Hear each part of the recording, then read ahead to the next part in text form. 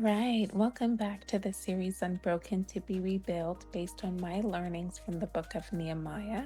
So, as it is my custom, I like to start with a recap of the videos previously. So, first video was Pray Without Delay, followed by Trust in God, Not Superficially, a Complete Dependence.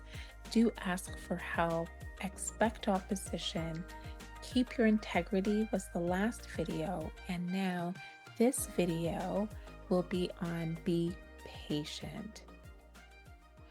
So to be patient is certainly not an easy it's not an easy thing. My take on patience is that it becomes increasingly hard over time, depending on what you're waiting for in life. Personally, I know that this is the situation with me. I can tolerate and be patient to a point. And then I'm like, when is change coming? I am tired. I'm exhausted. Then you start thinking, I'm ready for the overflow. I'm ready for the abundance. And I know I've expressed all of these thoughts and feelings at some point to myself and even to others. In fact, I recall recently actually thinking to myself, here I am trying to be an expert in my mental health practice, in being a scholar, my research. And I'm starting to wonder if God is telling me, yes, that will come, but right now I'd like you to be an expert in waiting. So, with all my experience waiting for all kinds of things in life, I think I can say just a little bit about waiting because I can talk from a place of real experience. And so, for example, I know what it's like to wait for really scary medical results. Mind you, oftentimes you're not waiting an extended period of time for something that has the potential to be quite serious. But I assure you, when you're waiting for medical results that are very serious, even 2 days feels like a year or even 2 years. I also remember, when I was a young adult and I really wanted to pursue my master's. And I applied for 3 years, and for 3 years, my application was unsuccessful. And I remember so clearly running to the mailbox every day around that time of the year um, when you would be expecting to know the outcome of your application. And I was disappointed year after year for 3 years before I received acceptance to the program. So I know that those are two examples, but I assure you there are many times where I have waited for something really significant to include even right now in my life, and it's not an easy thing. So if you're in that season, certainly I validate that it is very hard to hold on and to wait and to be positive, and to enjoy every day in your season of waiting. So, in order to help me through these seasons, I often look at other stories in the Bible when it comes to patience because there is such a range of the waiting season for those who have prayed and asked God for help. Here are just a few stories that, if you have not read or you know about them but have not read them for yourself, I encourage you to read them because I assure you there is something to learn about waiting, about patience, and about the nature of God in any of these stories. And these stories are the story of Job, Joseph, Hannah, Jacob, Rachel, and Nehemiah, who we've been talking about over, the last several videos. So in the book of Nehemiah, particularly, we read that the wall took 52 days to be built, which I think is impressive. The note here is that it did not, the note here from me rather is that it did not happen overnight. It was a process. It required a team, and most certainly it required prayer. Nonetheless, they had to wait to see the transformation of the wall. The lesson for me here is that when things fall apart and are broken, the rebuilding takes time. It may just be over a month, or it may be a lot longer than that. Only God knows the right time.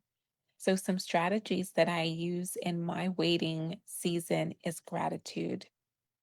I make time to thank God for what is going right, for strength for the day. Whatever is on my heart, I thank him for it every day. I also move forward. And what I mean by this is one day at a time. I'm not spending too much time in my thoughts thinking about how long my situation is taking to turn around. I try to be physically active. I ask God for daily strength to accomplish the task of just that day.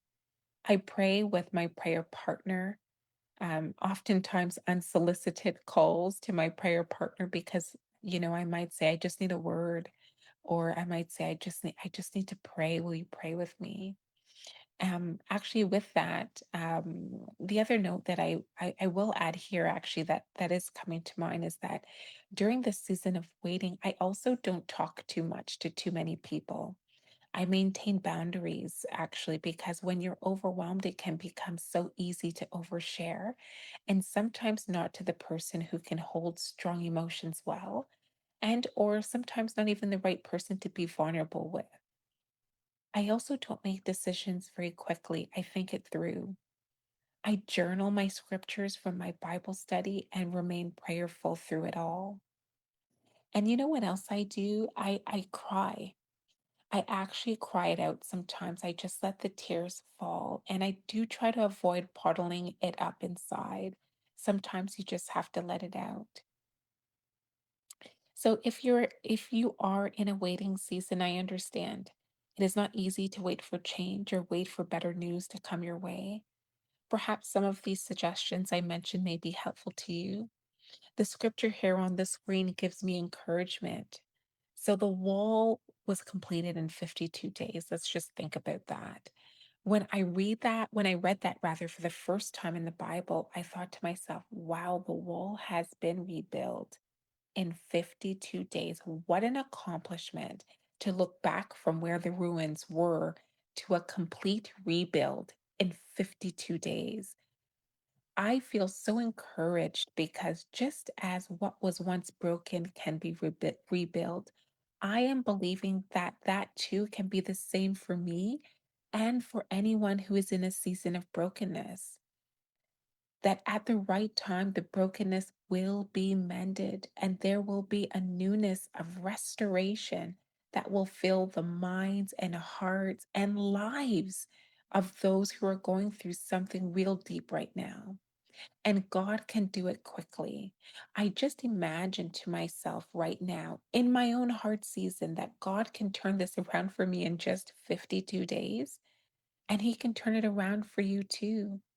So 52 days is the story here in the book of Nehemiah, but it could be any number of days. God can turn it around quickly.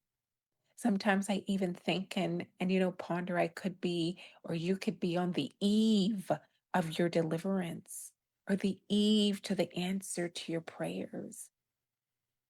And just like Nehemiah and the people gave God the glory and celebrated their victories, that too will be the same for those who receive victories over their brokenness.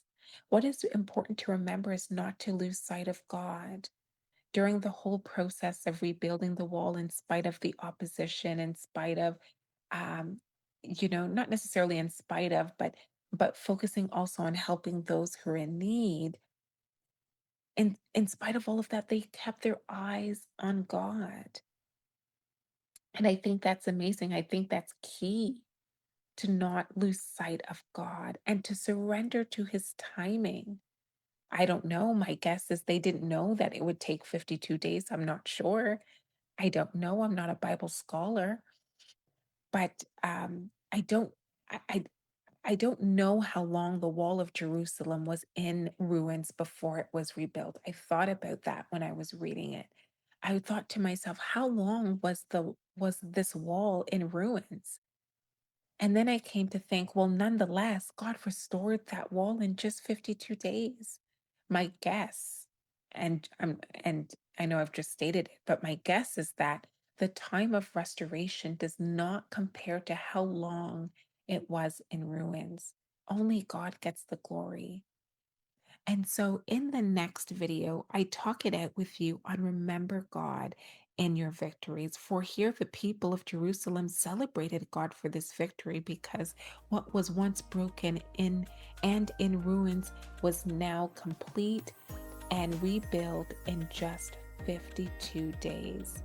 To God be the glory. So join me for the next video on Remember God in Your Victories. See you then.